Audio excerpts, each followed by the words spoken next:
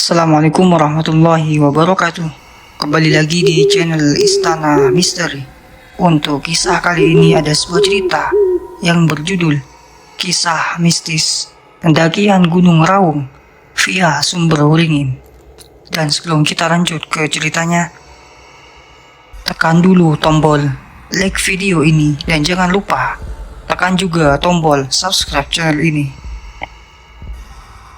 Nyalakan juga lonceng notifikasinya agar tidak ketinggalan cerita-cerita baru dari channel ini. Dan seperti apa untuk kisah kali ini? Langsung saja kita masuk ke ceritanya.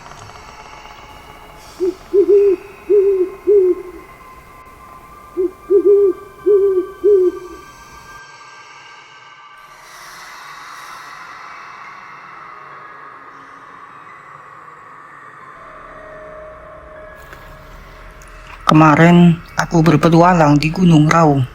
Setelah bangun dari tidur di Pondok Angin, aku memulai hari dengan merenung liar dan menikmati matahari terbit. Setelah itu aku bersiap-siap untuk turun. Sekitar jam 1 siang, aku sudah berada di base camp Sumber Waringin. Aku memutuskan untuk menginap satu malam di base camp. Menjelang malam, aku nongkrong di luar base camp sambil menikmati suara binatang nokturnal dan mengobrol seru dengan beberapa orang yang ku kenal di sana. Mereka adalah tukang ojek setempat, termasuk Pak Habibi, Warango, dan lain-lain. Esok harinya aku melanjutkan perjalanan menuju Gunung Arjuno. Sekitar jam 12 siang, aku sudah sampai di Malang. Saat itu aku menerima panggilan dari Martin. Ternyata dia sedang bersama Doni dan Reza, dan mereka berencana mendaki Gunung Raung dengan target puncak sejati via Sumber Waringin. Saat itu posisi mereka masih di Cirebon, baru saja turun dari mendaki Gunung Ciremai. Mereka mengajakku untuk bergabung, dan tentu saja aku menerima ajakan mereka meskipun baru saja turun dari Gunung Raung.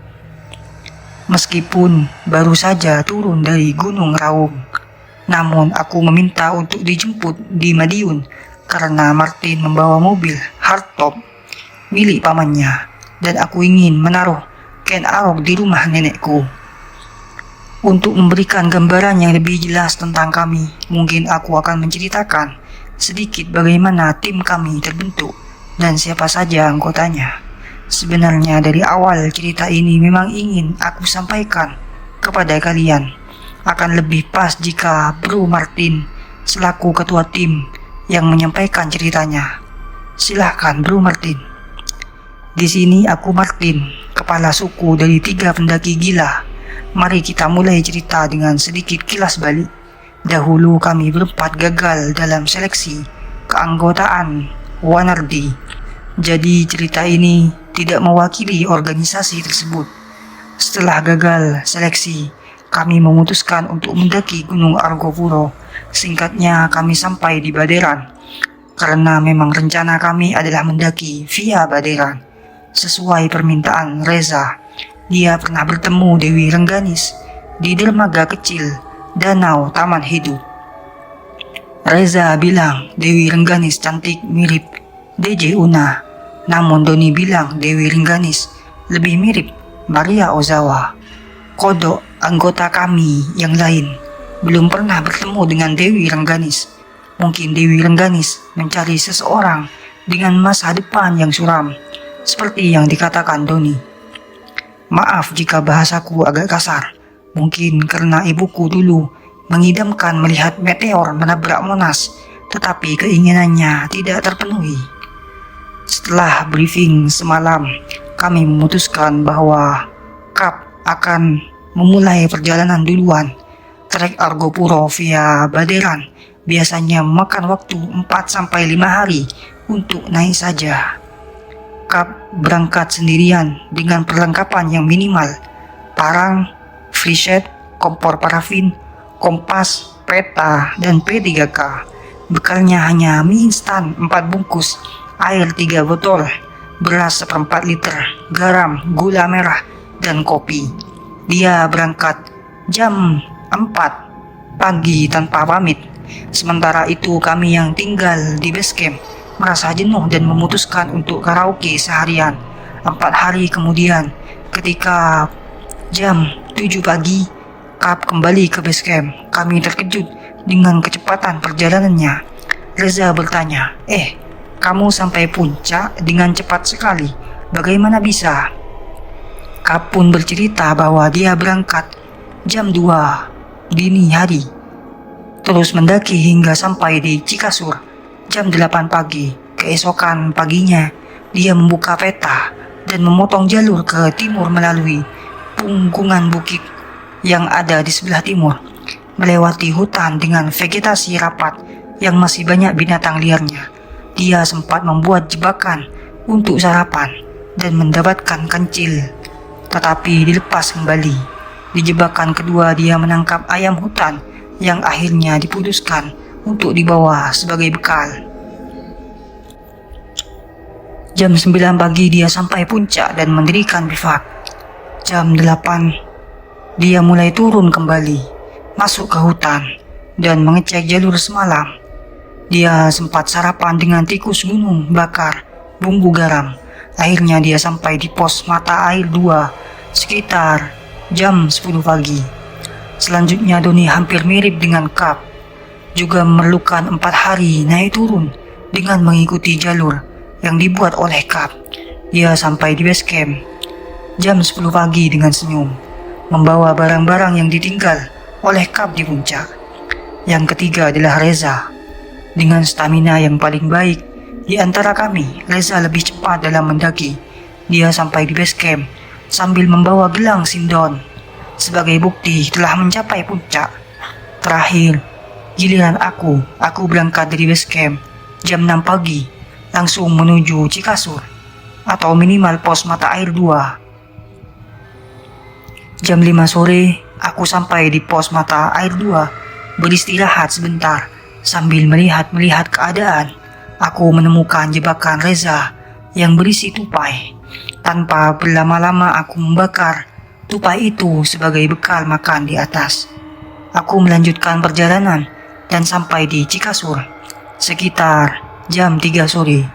Di sana aku bertemu dengan 4 pendaki asal Kediri yang sedang berkemah di savana. Kami ngobrol sebentar dan aku bergabung dengan mereka sambil menghangatkan tupai bakar tadi untuk mengisi perut. Setelah beristirahat 1 jam, aku melanjutkan perjalanan. Aku membuka peta dan menyesuaikan koordinat dari Kap, kemudian mengambil jalur kanan, memasuki hutan dengan tanjakan terjal sesuai tanda-tanda yang ditinggalkannya. Setelah 10 menit menanjak di dalam hutan, tercium aroma bunga melati yang sangat kuat. Aku cuek dan lanjut berjalan. Tiba-tiba ada yang menepuk pundak kananku dari belakang. Spontan aku menoleh, tetapi tidak ada siapa-siapa. Aku melanjutkan perjalanan hingga sampai di ujung tanjakan. Aku mengarahkan senter ke depan sambil mencari tanda-tanda jalur yang ditinggalkan. Aku melihat 2 pohon besar di kiri dan kanan jalur. Sepertinya aku tersesat karena tidak ada tanda-tanda tebasan. Tiba-tiba terdengar suara perempuan dengan nada lembut berkata, "Iya mas, salah jalur. Teman mas tadi, Kap, Doni dan Reza tidak lewat sini." Aku mencari-cari asal suara itu, tetapi tidak menemukannya. Aku tahu pemilik suara itu adalah Dewi Rengganis. "Dewi Rengganis, di mana kamu?" gumamku. "Di sini mas," sahut suara itu lembut. Aku menoleh ke bawah tanjakan yang tadi kulewati dan tampak sosok wanita tersenyum ke arahku dengan busana dan wewangian khas dirinya. Aku segera turun mendekatinya, tetapi begitu sampai Dewi Rengganis menghilang dan hanya terdengar suaranya. "Lewat sini, kamu hati-hati di wilayah ini. Tadi kamu hampir memasuki wilayah siluman. Ikuti jalur yang dibuat temanmu dengan seksama dan berhentilah ketika kamu ragu-ragu." Suara itu selalu terdengar setiap kali aku berjalan. Jam 10 pagi, aku akhirnya sampai di puncak. Seperti biasa, aku membuat kopi untuk teman-teman sambil menikmati pemandangan Selat Sunda, dan Gunung Raung. Seperti biasa, aku membuat kopi untuk teman-teman sambil menikmati pemandangan Selat Sunda dan Gunung Agung. Aku duduk bersandar pada pohon jantigi sambil berpikir dan sedikit menyesal melakukan hal-hal bodoh seperti itu. Kalau sampai ada apa-apa bagaimana? Tiba-tiba terdengar suara lain berkata, "Lain kali pikir-pikir lagi. Kamu harus jaga adik-adikmu. Mereka orang-orang yang bisa kamu percaya. Tidak ada satupun dari mereka yang meragukan keputusanmu." Ternyata benar, Dewi Rengganis sedang duduk di sampingku. Tubuhnya bersandar pada pohon yang sama dengan tempatku bersandar. Kakinya diselonjorkan lurus ke depan dengan santai. Masih lengkap dengan kain kebaya dan busana khasnya. Ia tampak santai, tetapi tetap memancarkan kecantikan alami tanpa riasan seperti manusia modern masa kini. Terlihat anggun dan elegan, tetapi terasa akrab. Andai dia adalah manusia sungguhan, pasti aku sudah mengajaknya ke kawah. Segeralah turun, sebentar lagi hujan. Berhati-hatilah dalam perjalanan turun, ucap Dewi Rengganis. Memberi peringatan, aku pun mengiyakan. Karena memang aku tidak mau kehujanan dan perjalanan turun akan terasa tidak nyaman. Aku turun melalui jalur yang sama ketika naik. Benar saja, baru setengah jam berjalan memasuki hutan dan menuruni tanjakan terjal, hujan mulai mengguyur deras, disertai petir yang menggelagar. Sebelum hujan semakin deras, aku memutuskan untuk berhenti dan mencari lokasi yang aman untuk mendirikan bivak dadakan. 5 menit kemudian, aku menemukan cekungan baru sekitar 2 meter di bawah punggungan bukit. Aku menuruni punggungan bukit dengan hati-hati karena memang curam, licin, dan berjurang dalam. Aku yakin jika jatuh ke situ, tim SAR pun tidak akan mau mengambil resiko untuk mengevakuasi jasadku. Tapi mau bagaimana lagi, aku hanya punya 2 pilihan. Pertama, mati tersapu badai. Kedua, masuk ke cerukan bebatuan sedalam 3 meter dengan resiko salah langkah yang berarti mati tanpa jasad. Pilihan kedua adalah yang paling logis. Aku menggunakan fishnet sebagai tali untuk menahan dan memegangku saat menuruni cekungan tersebut. Akhirnya aku sampai di cekungan batu dan memeriksa keadaan di dalamnya untuk memastikan ini bukan sarang binatang liar. Ternyata cekungan itu lumayan luas, berukuran 1,5 meter dengan kedalaman 2,5 meter dan tinggi 1 meter. Semacam gua mini yang cukup aman. Aku segera masuk ke dalam gua dan mulai menyalakan parafin untuk penghangat. Meskipun durasi pembakaran hanya 15 menit per potong, lumayanlah untuk kondisi saat itu. Tubuhku setengah basah, tetapi stamina masih prima, jadi tidak terlalu bermasalah. Aku meringkuk ke dalam cekungan sambil berharap cuaca segera membaik dan mulai memikirkan caranya untuk naik lagi ke jalur punggungan bukit. Samar-samar terdengar tetesan air, yang berarti ada rembesan air hujan yang masuk. Tuh, kacau kalau sampai air merembes lebih besar, bisa longsor ini dan aku terkubur hidup-hidup, pikirku. Aku pun bergeser ke dekat mulut cekungan dan akhirnya tertidur. Jam 3 aku terbangun dengan cuaca cerah. Aku mulai merayap naik dan menggapai fishnet yang kupakai sebagai tali turun tadi pagi. Semua aman melewati punggungan bukit. Aku mulai masuk hutan. Aku memeriksa perlengkapan dan stok logistik yang tersisa. Garam, gula, kopi, mie instan 2 bungkus dan air 2 botol. Bisa bertahan untuk 2 hari. Menjelang maghrib, aku menyusuri hutan. Sebenarnya hutan ini tidak terlalu panjang, hanya 2 jam jika naik. Mungkin jika turun bisa 1 jam. Bahkan dengan staminaku sekarang mungkin bisa setengah jam. Namun aku tetap harus waspada. Setelah jalur hutan terlewati, berganti dengan savana. Sampai di Cikasur jam 7 malam. Aku menginap semalam dengan bivak seadanya, asal bisa terlindung dari angin dan menghangatkan badan. Jam 4 dini hari. Aku melanjutkan perjalanan dengan target mata air 2. Di sini aku bertemu Ube, Doni, dan Reza. Ternyata mereka menyusul karena khawatir melihat badai di atas kemarin pagi. Mereka juga bertemu kelompok pendaki yang berjumlah sekitar 20 orang yang kemudian aku ketahui bukan pendaki sungguhan. Setelah aku cross check di base camp, ternyata tidak ada pendaki berjumlah besar hari itu. Untung saja, realitas yang sebenarnya tidak semua pendaki adalah pendaki sungguhan. Beberapa di antaranya adalah penampakan roh pendaki yang sudah meninggal di gunung. Lucunya, aku berjalan bersama mereka dari mata air 1 hingga base camp. Selesailah perekrutan anggota kami waktu itu. Oh ya, nama Paranoid kepanjangan dari penikmat alam raya paranoid tercetus dari mulut Doni. Memang kami semua punya ketakutan masing-masing ketika mendaki Gunung Wilis. Kenapa? Karena di sana tidak ada sosok sejenis kuntilanak, tetapi lebih banyak siluman. Ube orangnya sangat saklek dan keras kepala, kelakuannya mirip Bulan. Namun entah mengapa semenjak pacaran dengan Dian, dia jadi lebih feminim dan tidak seagresif dulu.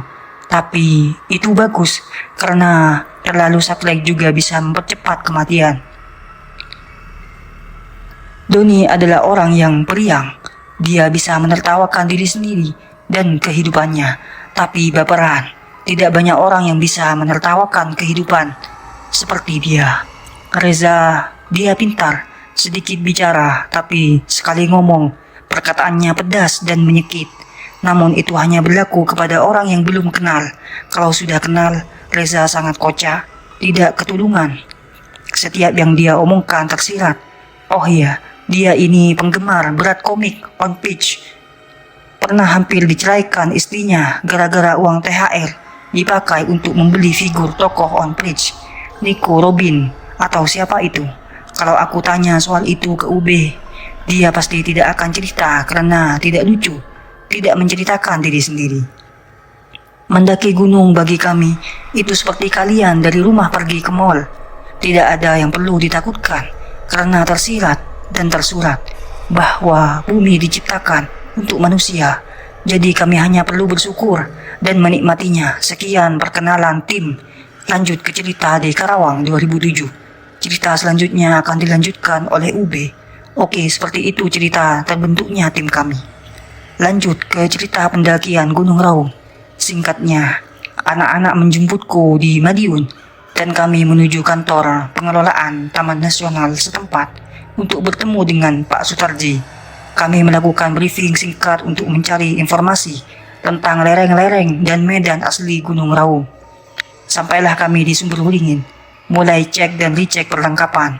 Pendakian kali ini agak berbeda, bukan hanya mengandalkan fisik dan mental untuk berjalan berjam-jam, tapi juga membutuhkan keterampilan climbing dan mountaineering. Kami mempersiapkan mental, piton, karabiner, figur 8, stopper, tali prusik, dan webbing. Oh ya, raket juga. Setelah semua siap, kami mulai pendakian. Tidak ada halangan berarti selain kabut yang kadang menebal. Singkatnya, kami sampai di pos terakhir pada jam 10 dan membuka tenda untuk menginap malam itu. Aku bercerita tentang mimpiku beberapa hari yang lalu. Tepat di pos tempat kami menginap malam ini, tahu tidak reaksi mereka? Datar saja, malah aku dibilang aneh, anak terkutuk, anak angkat jenazah, dan lain-lain. Sepertinya mereka puas sekali menertawakanku. Pagi hari jam 7.30, setelah sarapan, tibalah waktu yang dinantikan. Briefing singkat dimulai. Kami menggelar peta dan mempersiapkan peralatan masing-masing. Dari kami menggunakan harness yang terbuat dari webbing. Aku dipilih menjadi navigator, memimpin perjalanan di depan. Beberapa kali hampir masuk jurang karena di balik semua yang kutebas ternyata terdapat jura yang menyangka. Bukannya panik, kami malah tertawa geli. Sampailah kami di checkpoint lembah pertama yang harus kami turuni dengan peralatan climbing. Reza mulai menuruni jurang vertikal sedalam 15 meter, disusul aku dan Doni. Martin terakhir sebagai ancor, mengumpulkan piton dan cok yang dipasang di tebing untuk dihubungkan pada karabiner. Jurang pertama dilewati dengan sempurna. Jalur kembali menanjak selama 2 jam, lalu kembali menuruni jurang. Sebelum turun, Doni melihat kawasan harimau Jawa yang kurasa tidak mungkin karena harimau Jawa sudah dinyatakan punah. Aku mulai menuruni jurang. Medan masih sama, penuh tantangan. Setelah menuruni jurang, trek kembali menanjak melewati bukit dengan hutan kecil. Jam menunjukkan 3 sore. Kami memutuskan untuk encamp di tanjakan. Memang susah dan agak tidak mungkin mendirikan tenda di tanah yang miring. Tapi apa boleh buat? Jika mendirikan tenda di dasar jurang sangat berisiko banjir bandang. Aku dan Doni mendapat tugas mencari air, kayu bakar dan mengecek kondisi area sekitar. Sumpah, tadi aku lihat di dasar jurang ada macan 3 ekor. Kata Doni mulai bercerita. Masa sih? Lo lihat macan apaan dulu nih? Kalau macan kumbang masih mungkin, tapi kalau yang loreng bukannya sudah punah? Tanyaku ke Doni. Macan loreng, Dad? Doni memastikan. Oke, kalau memang itu beneran macan Jawa, nanti pulang dari sini kita laporan ke Taman Nasional gimana? Tanyaku. Belum juga, Doni menjawab. Dia melihat ada kakek-kakek memakai topi petani mengintip di balik pepohonan. Loh, lihat kakek-kakek di sana enggak? Tanya Doni. Lah, apalagi Don? Tadi macan, sekarang kakek-kakek. Bener aja, enggak lama aku lihat nenek-nenek di sebelah Doni. Lalu aku bilang ke Doni, Don, di samping lo ada nenek-nenek tuh. Jawaban Doni ternyata sangat santai.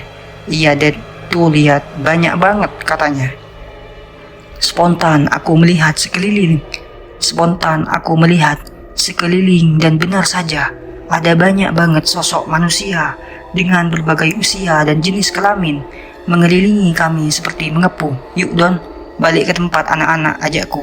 Bentar Dad, belum cari kayu buat nanti malam, jawab Doni dengan tenang.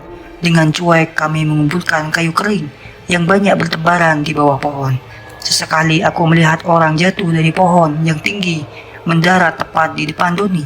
Namun kami tetap melanjutkan tugas kami dengan tenang, meski suasana semakin mencekam. Berkali-kali juga Doni jatuh terjengkal ke belakang karena kaget. Aku yang melihat itu hanya tertawa ngakak tak henti-henti. Doni malah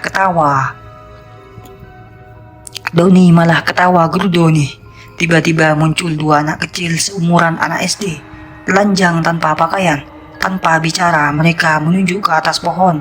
Ketika kami ikut melihat, kami berdua terjengkang ke belakang karena kaget. Kami melihat di setiap pohon ada 4 mayat telanjang tergantung dengan lidah terjulur keluar. Kami juga mencium bau kotoran manusia yang ternyata merembes cairan yang keluar dari pantat mereka. Doni memang berperan bergeli dan jijik. Mayat-mayat tersebut dalam bentuk yang sudah tidak utuh lagi, berbau busuk, dipenuhi belatung yang menggeliat-liat, juga di lubung lalat. Loh, ngeri Don? Tanya Doni ke aku. Aku mah udah lihat yang lebih ngeri dari ini Don. Tadi sih sempat kaget aja, jawabku sambil tersenyum senang melihat Doni merasa jijik. Balik yet, gue tinggalin lo ya, jawab Doni yang dijawab dengan anggukan kepala. Sepanjang perjalanan menuju tempat Reza dan Martin, pemandangan di atas masih sama, dipenuhi mayat dengan leher tergantung di setiap pohon. Sementara di sisi lain, lokasi tempat Martin dan Reza berada ternyata lebih ngeri.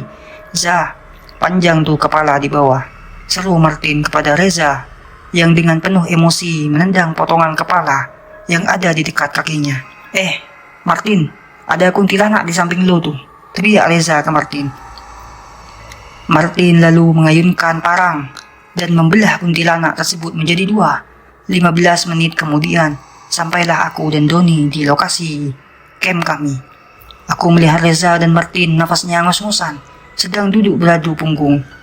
Doni pun lalu bertanya, Loh, pada habis ngapain ya? Ngos-ngosan gitu, kompor pada berantakan, habis homoan tah. Anjing, kalau ngomong gak tahu gue bisa tetap sama Martin. Sahut Reza, anak monyet lo sembarangan aja. Kita berdua habis disamperin setan dari berbagai rasa sama varian. Jawab Martin sambil ngos-ngosan. Topping keju ada nggak? Tanya Doni ngeledek. Ah, lama amat lo berdua. Keluh Reza. Nggak tahu, gue sama Ubi ditarik apaan? Sahut Doni. Paling kuntilanak, jawab Reza cepat. Tuh, lo lihat sendiri tuh. Tambahnya, sambil menunjuk ke atas pohon, yang tentunya terlihat banyak mayat bergelantungan di setiap pohon. Kampret, lo berdua kemari bawa ginian, kata Martin dan aku dan Doni. Aku lalu jawab santai, siapa yang bawa orang? Mereka yang ngikutin. Monyet satunya dua di sini. Ada yang perlu gue omongin, ucap Reza. Ini ada yang gak beres nyet. Kita mau di sini apa pindah nih? Kayaknya malam ini kita gak bakal bisa tidur pulas. Reza menjelaskan. Mau pindah kemana? Ini udah gue sisir dari sore sama Doni. Kalau pindah ke jurang lebih resiko, jawabku. Iya nih, gak keren banget. Tewas diterjang air dari atas. Lagian sama-sama gak bisa tidur. Mendingan di sini aja bro, sahut Doni. Akhirnya hari itu diputuskan bertahan di lokasi tersebut. Dan kami tidur bergantian karena masih ada 2 jurang lagi yang harus kami lewati. Jadi kondisi harus fit. Aku dan Reza kebagian duluan tidur. Oh ya, pemandangan di atas pohon masih tetap sama. Dihiasi banyak mayat tergantung di lehernya yang sesekali jatuh ke tanah.